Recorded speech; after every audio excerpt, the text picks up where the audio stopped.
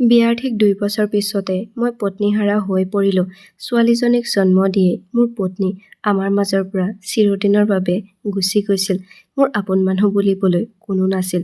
মই মোৰ ছোৱালীজনীক সাৱটি ধৰি অকলে অকলে বহুত কান্দিছিলোঁ। তাৰ কেইদিনমান পিছত মোৰ দুখ কষ্ট দেখি মোৰ আত্মীয় সম্পৰ্কৰ খুৰা এজনে দ্বিতীয়বাৰৰ বাবে মোক এগৰাকী বিধৱা মহিলাৰ লগত বিয়া কৰাই দিলে, যাৰ নেকি ইতিমধ্যে এটা ল'ৰা আছিল আৰু মোৰো এজনী ছোৱালী আছিল। আমাৰ দুয়োৰে পৰিস্থিতি একেই আছিল। সেইবাবেই মই সেই মহিলাগৰাকীক বিয়া পাতিলোঁ। তেওঁৰ ল'ৰাটো মোৰ ছোৱালীজনীতকৈ 1 বছৰ সৰু আছিল। তেওঁৰ ল'ৰাটোৰ নাম অভিজিত আৰু মোৰ ছোৱালীজনীৰ নাম অনামিকা আছিল। আমি আমাৰ জীৱনটো সুখেৰে কটাই আছিলোঁ। এনেকৈয়ে সময় পাৰ হৈ গ'ল আৰু অনামিকাৰ বয়স 16 বছৰ আৰু অভিজিতৰ বয়স 15 বছৰ হ'ল। কিন্তু হঠাতে এদিন মোৰ দ্বিতীয় পত্নীয়ে বজাৰ কৰিবলৈ যাওঁতে পথ দুৰ্ঘটনাত থিতাতে মৃত্যু হ'ল আৰু তেওঁ এই পৃথিৱীখন এৰি চিৰদিনৰ বাবে গুচি গ'ল। তেওঁৰ মৃত্যুৰ পিছত এনে লাগিল যেন ঘৰৰ সকলো আনন্দ নোহোৱা হৈ গ'ল। মোৰ ঘৰতে এখন সৰু গেলামালৰ দোকান আছিল। এদিন আমি সকলোৱে শুই আছিলোঁ। তাৰ পিছত হঠাৎ এটা বৰ ডাঙৰ শব্দ হ'ল। মই বৰ ভয় খাইছিলোঁ। তাৰ পিছত দেখিলোঁ যে এই শব্দটো অভিজিতৰ কোঠাৰ পৰা আহিছে। মই তাৰ কোঠাৰ ফালে দৌৰি আহিলোঁ। তালৈ গৈ দেখিলোঁ যে কোঠাটোৰ ছটখন ভাঙি পৰিছে। এইটো দেখি মই থতমত খালোঁ, কাৰণ মোৰ ভয় হৈছিল অভিজিত হয়তো এই ছটখনৰ তলত সোমাই পৰিছে। ওচৰলৈ গৈ চাওঁতে দেখিলোঁ যে অভিজিত কোঠাটোত নাছিল। সি চাগে বাথৰুমলৈ যাব উঠি গৈছিল। অভিজিতে কোনো আঘাত নোপোৱাৰ বাবে মই ভগৱানক ধন্যবাদ দিলোঁ। কিন্তু এতিয়া আমাৰ হাতত ছাদখন পুনৰ স্থাপন কৰিবলৈ পৰ্যাপ্ত ধন নাছিল। কোঠাটো প্ৰায় ধ্বংসস্তূপ হৈ পৰিছিল। গতিকে মই পাকঘৰত মোৰ বিচনাখন ঠিক কৰি ল'লোঁ আৰু দুয়ো ল'ৰা-ছোৱালীক একেটা কোঠাতে শুবলৈ ক'লোঁ, কাৰণ মই মোৰ ঘৰটো কেৱল 4টা কোঠাৰহে বনাইছিলোঁ। এটা কোঠাত দোকান আছিল আৰু 3টা কোঠাত আমি 3জন মানুহৰ বাবে ঠিকেই আছিল। এতিয়া মোৰ ল'ৰাটোৱে মোৰ ছোৱালীজনীৰ কোঠাত শুইছিল। তাৰ পিছত এদিন ৰাতিপুৱা কিবা এটা হ'ল যিটোৱে মোক আচৰিত কৰি পেলালে। অভিজিত ৰাতিপুৱা সোনকালে উঠি ব্ৰেকফাষ্ট কৰিবলৈ বহিল, আনহাতে অনামিকা এতিয়াও শুই আছিল। তাই আগতে কেতিয়াও ইমান দেৰিলৈ শুই নাথাকে। ৰাতিপুৱা সোনকালে সাৰ পোৱাটো তাইৰ অভ্যাস আছিল। মই তাইক জগাই দিলোঁ, কিন্তু তাই উঠিব পৰা নাছিল। কিছু সময়ৰ পিছত তাইৰ ৰুমলৈ গৈ দেখিলোঁ যে তাই বেহুচ হৈ আছে। তাইৰ কি হ'ল বুলি ভাবি মই বৰ ভয় খালোঁ। মই লগে লগে অভিজিতক ক'লোঁ যে ওচৰৰ ডাক্তৰজনক ঘৰলৈ মাতি লৈ আহা।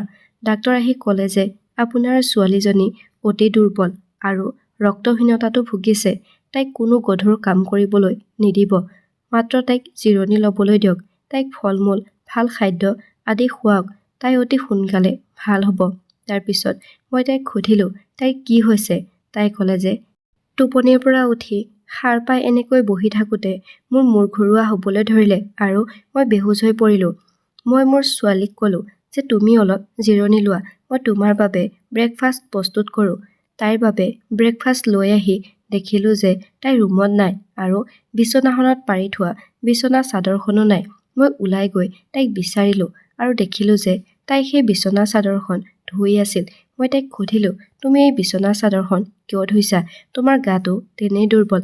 ডাক্তৰে তোমাক জিৰণি ল'বলৈ কৈছে। তুমি ইয়াৰ পৰা ব'লা আৰু ব্ৰেকফাষ্ট কৰাগৈ। কিবা এটা খালেহে তুমি ভাল হ'বা। তেতিয়া তাই ক'লে যে দেউতা, এই বিচনা চাদৰখন ধোৱাটো বহুত দৰকাৰী। আমাৰ ঘৰত মাত্ৰ এখনহে বিচনা চাদৰ আছে। মই ক'লোঁ যে তুমি হঠাতে এইখন বিচনা চাদৰ কিয় ধুব লগা হ'ল? এইখন ইমানো লেতেৰা হোৱা নাছিল। তুমি ভিতৰলৈ ব'লা, এই বিচনা চাদৰখন ময়ে ধুই দিম। কিন্তু তাই মোৰ কথা নুশুনি সেইখন ধুই টেৰেছত মেলিবলৈ গ'ল। তাৰ পিছত তাই কোঠালৈ আহি ব্ৰেকফাষ্ট কৰিলে আৰু তাৰ পিছত টোপনি গ'ল। আনহাতে অভিজিতেও কামলৈ গৈছিল। মই মাত্ৰ তাক 10ম শ্ৰেণীলৈহে পঢ়াইছিলোঁ। সি কাপোৰৰ দোকান এখনত কাম কৰিছিল। সি বৰ কষ্ট কৰা ল'ৰা আছিল। আনহাতে ঘৰত থকা দোকানখন মই নিজেই চলাইছিলোঁ। ৰাতি সি দোকানৰ পৰা আহি ক'লে যে দেউতা, আজি মই ভাত বাহিৰতে খাই আহিছোঁ। আনহাতে অনামিকাও ইতিমধ্যে কোঠাটোত শুই আছিল। তাৰ পিছত সিও গৈ কোঠাটোত শুই পৰিল। কিন্তু ৰাতিপুৱাই আকৌ সেই একেই হ'ল। অনামিকা পুনৰ বেহুচ হৈ পৰিছিল আৰু এইবাৰ তাইৰ মুখলৈ চাই এনে লাগিছিল যেন তাইৰ শৰীৰৰ পৰা সকলো তেজ কোনোবাই উলিয়াই দিছে। তাই সম্পূৰ্ণ হেতা হৈ পৰিছিল। তাৰ পিছত মই আকৌ ডাক্তৰক ফোন কৰিলোঁ। ডাক্তৰে মোক সুধিলে যে আপুনি তাইক কি খুৱাইছিল? মই ক'লোঁ যে মই তাইক দালি, শাক-পাচলি আৰু ফল-মূল খাব দিছিলোঁ। গোটেই দিনটো তাইক কোনো কাম কৰিবলৈ দিয়া নাই। তাৰ পিছত ডাক্তৰে ক'লে যে তেনেহ'লে তাই আকৌ কেনেকৈ ইমান দুৰ্বল হৈ পৰিল? এই কথাটো আপুনি গুৰুত্ব সহকাৰে ল'ব, নহ'লে আপোনাৰ ছোৱালীজনীৰ জীৱনটো ক্ষতি হ'ব পাৰে। কাৰণ হঠাতে এনেকৈ অচেতন হৈ কেইবা ঘণ্টা ধৰি বিচনাত পৰি থকাটো কোনো সৰু কথা নহয়। এইখিনি কৈ ডাক্তৰজন গুচি গ'ল। তাৰ পিছত যেতিয়া অনামিকাৰ চেতনা ঘূৰি আহিল, তেতিয়া মই তাইক ক'লোঁ যে যদি তুমি আকৌ কিবা এটা কৰা তেন্তে মোতকৈ বেয়া আৰু কোনো নহ'ব। কিন্তু কিছু সময়ৰ পাছত যেতিয়া মই তাইৰ ৰুমলৈ আকৌ গ'লোঁ, তেতিয়া তাই যি কৰি আছিল সেয়া দেখি মই বহুত আচৰিত হৈছিলোঁ। কাৰণ তাই আকৌ সেই বিচনা চাদৰখন ধুই আছিল। এইবাৰ মই তাইক দূৰৰ পৰা চাই আছিলোঁ, কাৰণ তাই যি কৰি আছে সেয়া সাধাৰণ নাছিল। তাই অচেতন অৱস্থাৰ পৰা সাৰ পাই চাদৰ ধুবলৈ আৰম্ভ কৰিছিল। এই সকলোবোৰ কি হৈ আছিল? তাই এই সকলোবোৰ কিয় কৰি আছিল? মোৰ ল'ৰাটোৱে তাইৰ কোঠাত শুবলৈ আৰম্ভ কৰাৰ পৰাই তাই এই কামবোৰ কৰি আছিল আৰু তেতিয়াৰ পৰাই তাই সদায় অচেতন হৈ পৰিছিল। অভিজিত আৰু তাই সতি সন্ততি আছিল যদিও দুয়োজনে সৰুৰে পৰা একেলগে ডাঙৰ হৈছিল। প্ৰকৃত ভাই-ভনীৰ দৰে দুয়োৰে মাজত প্ৰেম আছিল। কিন্তু কিয় দিনক দিনে মোৰ ছোৱালীজনীৰ স্বাস্থ্যৰ অৱনতি ঘটিছিল সেই কথা মই বুজি পোৱা নাছিলোঁ। মই বহুত কান্দিলোঁ আৰু ভাবিলোঁ যে এই সকলোবোৰ কি হৈ আছে? এগৰাকী নাৰী তেতিয়া দুৰ্বল হৈ পৰে যেতিয়া তেওঁ সন্তান জন্ম দিয়ে, কাৰণ তেতিয়া তেওঁৰ মাজত একেবাৰে শক্তি নাথাকে। কিন্তু সৰু ছোৱালীবোৰ এনেকৈ অজ্ঞান হোৱাটো স্বাভাৱিক কথা নাছিল। তাৰ পিছদিনা তাই আকৌ সেই বিচনা চাদৰখন ধুই টেৰেছত শুকাবলৈ দিলে। পাকঘৰৰ খিৰিকীৰে মই এই সকলোবোৰ চাই আছিলোঁ। মই তাইক এইটো অনুভৱ হ'বলৈ নিদিলোঁ যে মই তাইৰ ওপৰত চকু ৰাখিছোঁ। তাৰ পিছত তাই আকৌ কোঠালৈ গৈ বিচনাত শুই পৰিল। এইবাৰ তাই নিজকে আন এখন কাপোৰেৰে ঢাকি দিলে, যাতে মই তাইক টোপনিৰ পৰা জগোৱাবলৈ নাযাওঁ। আনহাতে ঘৰৰ দোকানখনলৈও কোনো গ্ৰাহক অহা নাছিল। কেৱল ল'ৰা-ছোৱালীবোৰে চকলেট কিনিবলৈ আহিছিল। এনেকৈ ঘৰ এখন চলিবলৈ বহুত কষ্টকৰ আছিল। এইবোৰক লৈ মই বৰ চিন্তিত আছিলোঁ। কিন্তু মই মোৰ ল'ৰা-ছোৱালীক এই কথা কোৱা নাছিলোঁ, কাৰণ অভিজিতে ইতিমধ্যে দোকান এখনত কাম কৰি আছিল। যদি মই তাক ঘৰৰ এই পৰিস্থিতিৰ বিষয়ে ক'লোহেঁতেন, তেন্তে সিহঁত দুয়োজনে আৰু অধিক চিন্তিত হৈ পৰিলেহেঁতেন। আনহাতে মোৰ ছোৱালীজনীও বহুত অসুস্থ হৈ আছিল আৰু ডাক্তৰে তাইক ভাল বস্তু খুৱাব বুলি কৈছিল। কিন্তু ঘৰত আলু-দালিৰ বাহিৰে আন একো নাছিল। আনহাতে ঘৰৰ খৰচ চম্ভালিবলৈ বৰ কষ্টকৰ হৈ আহিছিল। কিন্তু এদিন মোৰ ল'ৰা অভিজিত আৰু অনামিকাই এনেকুৱা কিছুমান কথা পাতি থকা শুনিছিলোঁ, যিবোৰ মই একেবাৰে বুজিব পৰা নাছিলোঁ। মোৰ ল'ৰাটোৱে ক'লে যে তুমিতো এতিয়াৰ পৰাই নিজৰ স্বাস্থ্যটো নষ্ট কৰি পেলাইছা। তোমাৰ যদি অসুবিধা হৈছে তেতিয়া আমি এই সকলোবোৰ কৰিব নোৱাৰোঁ। মোৰ ছোৱালীয়ে ক'লে যে নাই নহয়, মই এই কামটো কৰিব লাগিব।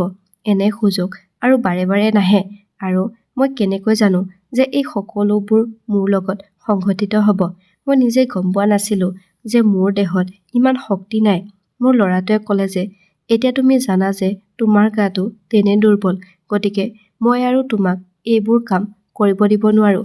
তেতিয়া মোৰ ছোৱালীয়ে ক'লে যে নহয়, মাত্ৰ 2-4 সপ্তাহৰ কথা। তাৰ পিছত আৰু মই এই সুযোগ নাপাম।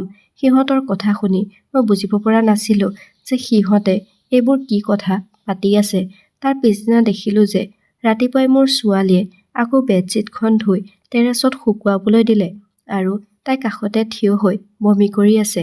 মই তাইক সুধিলোঁ, অনামিকা, কি হৈছে তোমাৰ? তাই ক'লে যে দেউতা, মোৰ গাটো হঠাৎ বেয়া লাগিছে। মই ক'লোঁ, তোমাৰ গা বেয়া লাগিবলৈ এনেকৈ কি খাইছিলা? আৰু তুমি বাৰে বাৰে বিচনা চাদৰখন কিয় ধুই থাকা? তুমি মোৰ পৰা কি লুকুৱাই আছা? যদি মই গম পাওঁ যে তুমি এনেকুৱা কাম কৰিছা যিয়ে মোৰ সন্মান কলংকিত কৰিব, তেন্তে মই তোমাক কেতিয়াও ক্ষমা নকৰোঁ। মোৰ ছোৱালীজনীয়ে থতমত খাই ক'লে, দেউতা, তুমি এইবোৰ কেনেকুৱা কথা কৈছা? তুমি যি ভাবিছা সেয়া একো নহয়। তোমাক হয়তো কোনোবাই মোৰ বিৰুদ্ধে কাণ ভৰাইছে, সেইকাৰণে তুমি এনেকুৱা কথা কৈছা।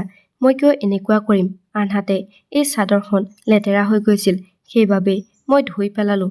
তুমি জানা যে মই বহুদিন ধৰি অসুস্থ হৈ আছোঁ, গতিকে মই খোৱা ঔষধৰ বাবে পেটটো খেলিমেলি হৈ পৰিছে। সেইকাৰণে হয়তো বমি হৈছে। মই বমি কৰাৰ অৰ্থ আন একো নহয়।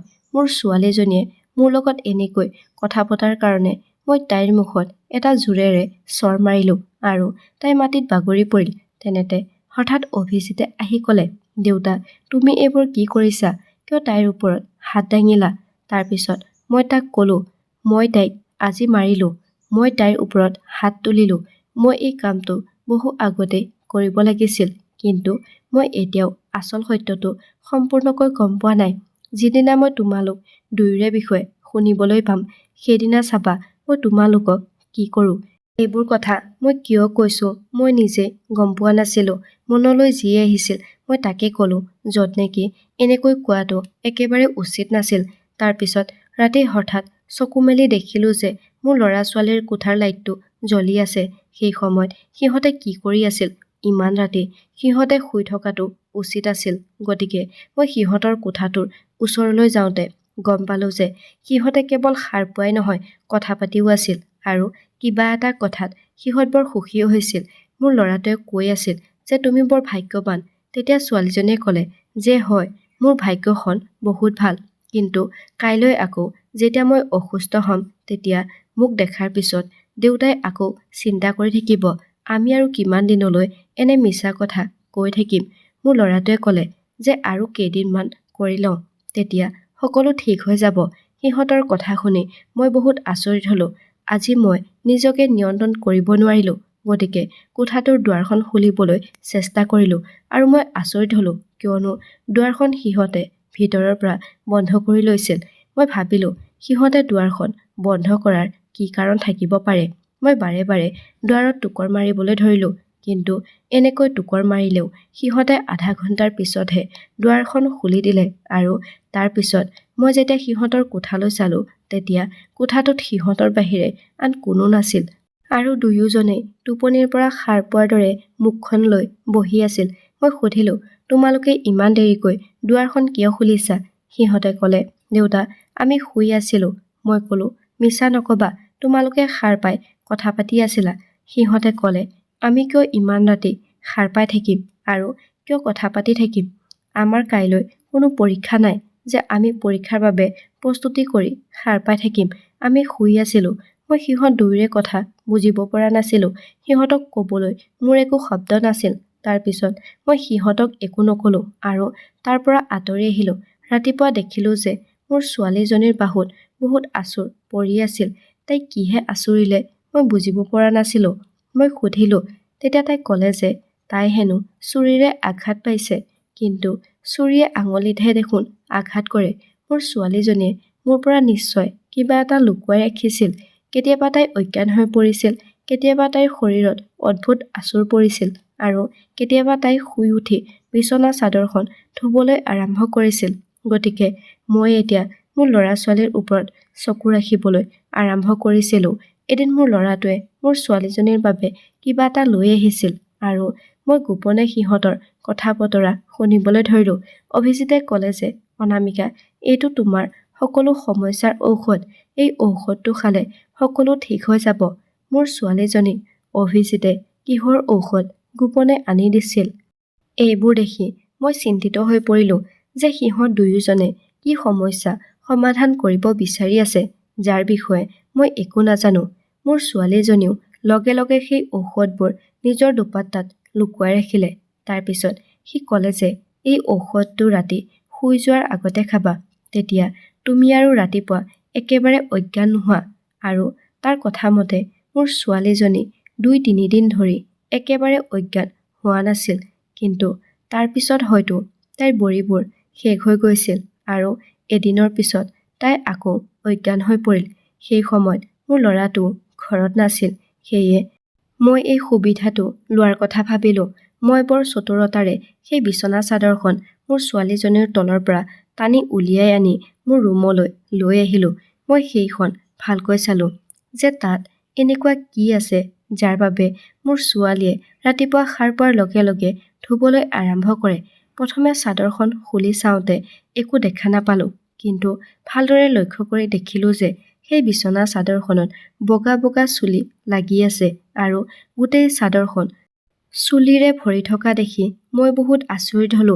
এইবোৰ কেনেকুৱা চুলি? মই বুজিব পৰা নাছিলো কাৰণ এই চুলিবোৰ একেবাৰে বগা আৰু সৰু আছিল। মই আচৰিত হৈছিলো যদিও এইবোৰ কথা মই একেবাৰে বুজিব পৰা নাছিলো। মই ভাবি থাকিলো যে এই সকলোবোৰ কি হৈ আছে। মই কোনো সিদ্ধান্তত উপনীত হ'ব পৰা নাছিলো তেতিয়ালৈকে মোৰ ছোৱালীজনীয়ে গম পালে যে মই তাইৰ কোঠাৰ পৰা বিছনা চাদৰখন লৈ আহিছো। গতিকে তাই আহি মোৰ কাষত বহি অলপ নাৰ্ভাছ হ'বলৈ ধৰিলে। তাৰপিছত মই তাইক সুধিলো, কি হৈছে অনামিকা, তুমি কি ইমান চিন্তা কৰি আছা? তাৰপিছত তাই ক'লে, দেউতা, মোৰ কোঠাত থকা বিছনা চাদৰখন ক'ত? মই ক'লো, সেইখন মই ধুই পেলালো। তেনেতে তাই মোৰ ওচৰৰ পৰা যাবলৈ ধৰিলে। তাৰপিছত মই তাইৰ হাতত ধৰি তাইক ৰখাই দিলো আৰু মই ক'লো যে মই সকলো দেখিছো। সেই চাদৰখনত কি লাগি আছে? তুমি কোৱা, এই সকলোবোৰ কি? মোৰ পৰা তুমি কি লুকুৱাই ৰাখিছা? ইমান দিনৰ পৰা মই বৰ বিচলিত হৈ পৰিছো। মোৰ মনত কেৱল বেয়া চিন্তাহে আহি আছে।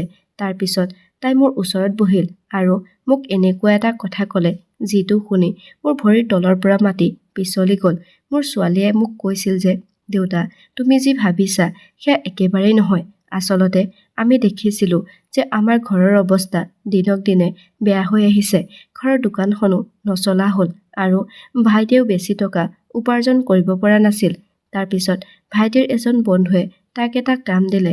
আচলতে তাৰ বন্ধুৰ দেউতাকে কিছুমান অতি উচ্চ জাতৰ মেকুৰী ৰাখিছিল। যেতিয়া মেকুৰীয়ে পোৱালি দিলে তেতিয়া সেই পোৱালিবোৰ চোৱা চিতা কৰাটো তেওঁৰ সামৰ্থ্যৰ বাহিৰত আছিল। গতিকে তাৰে পোৱালি কেইটামানৰ যত্ন লোৱাৰ কামটো আমাক দিছিল আৰু সেই কামটোৰ বাবে আমাক বহুত টকা দিছিল। আচলতে ভাইটিও আগতে গোটেই দিনটো তেওঁলোকৰ ঘৰতে আছিল, কিন্তু ৰাতি ভাইটিয়েও জিৰণি ল'ব লগা হৈছিল। গতিকে সেই পোৱালিবোৰক ৰাতি হ'লে সি আমাৰ ঘৰলৈ লৈ আহিছিল আৰু মই সিহঁতৰ যত্ন লৈছিলো। সিহঁতৰ সৰু সৰু চুলিবোৰ বিছনা চাদৰত লাগি ধৰিছিল, যাৰ কাৰণে মই ৰাতিপুৱা বিছনা চাদৰখন ধুইছিলো কাৰণ আমি জানিছিলো যে তুমি এই ধৰণৰ কামবোৰ ভাল নোপোৱা আৰু আমি তোমাক এই সকলোবোৰ ক'ব বিচৰা নাছিলো। আমি এই সকলোবোৰ কাম মনে মনে কৰি আছিলো আৰু পিছত মই গম পালো যে মেকুৰীৰ পোৱালিৰ পৰা মোৰ এলাৰ্জি হয়, যাৰ বাবে মই ৰাতিপুৱা অজ্ঞান হৈ পৰিছিলো। ভাইটিয়ে মোৰ বাবে ঔষধ আনি দিছিল যাতে মোৰ এলাৰ্জি কমি যায়। ভাইটিৰ সেই বন্ধুজনৰ দেউতাক বৰ ধনী আৰু তেওঁ আমাক এই কামৰ বাবে বহুত টকা দিছিল। তেওঁ আমাক প্ৰতিদিনে 1000 দিছিল আৰু আজি আমাৰ ঘৰত সেই মেকুৰী পোৱালি কেইটাৰ শেষ দিন আছিল কাৰণ এতিয়া তেওঁলোকে সিহঁতক আন এখন চহৰলৈ লৈ যাব আৰু আমি আজি দিনটোলৈ ইমান টকা উপাৰ্জন কৰিছো যে সেই কোঠাটোৰ ছটখন মেৰামতি কৰিও ঘৰৰ বাবে কিছু ৰাচন কিনিব পাৰিম। আমি জানো যে তুমি পোহনীয়া জন্তু ভাল নোপোৱা, সেইবাবে আমি তোমাক এই বিষয়ে কোৱা নাছিলো। কিন্তু মই নাজানো তুমি আমাৰ বিষয়ে কি ভাবিছিলা, আমাক কিয় ইমান সন্দেহ কৰিছিলা। তুমি কোৱা কথাবোৰে আমাৰ হৃদয়ত কাঁড়ৰ দৰে বিন্ধিছিল। মই জানো যে ভাইটি মোৰ সতি সন্ততি, কিন্তু সি মোৰ প্ৰকৃত ভাইটিৰ দৰে। সি সদায় কেৱল আমাৰ কথা ভাবি আহিছে। আমাৰ বাবে সি গোটেই দিনটো কাম কৰিছিল আৰু সেইবাবে মই তাক কৈছিলো যে তুমি ৰাতি জিৰণি লোৱা, মই এই মেকুৰী পোৱালি কেইটাৰ যত্ন ল'ম। মোৰ ছোৱালীৰ কথাখিনি শুনি মোৰ বৰ দুখ লাগিল আৰু মোৰ নিজৰ ওপৰতে খং উঠিল। তাৰপিছত আমি এইবোৰ কথা অভিজিতক কোৱা নাছিলো। যদি সি এইবোৰ কথা গম পায় তেনেহ'লে সি মনত বহুত আঘাত পালেহেঁতেন। কিছুদিনৰ পাছত অভিজিতে সেই কোঠাটোৰ ছাদখন নিৰ্মাণ কৰি দিলে আৰু ঘৰৰ কোঠাটো সাজু হৈ উঠিল। মোৰ ছোৱালীয়েও ঘৰতে ল'ৰা ছোৱালীক টিউচন পঢ়ুৱাবলৈ ধৰিলে। এতিয়া আমাৰ ঘৰৰ পৰিস্থিতি আগতকৈ ভাল হ'বলৈ ধৰিলে আৰু লাহে লাহে ইমান ভাল হ'ল যে আমাৰ ঘৰত কোনো আৰ্থিক সংকটে দেখা নিদিয়া হ'ল। বন্ধু বান্ধৱীসকল, এইটোৱে আছিল আজিৰ কাহিনী। কাহিনীটো শুনি কেনে পালে তলত কমেণ্ট কৰি জনাবলৈ নাপাহৰিব। ধন্যবাদ।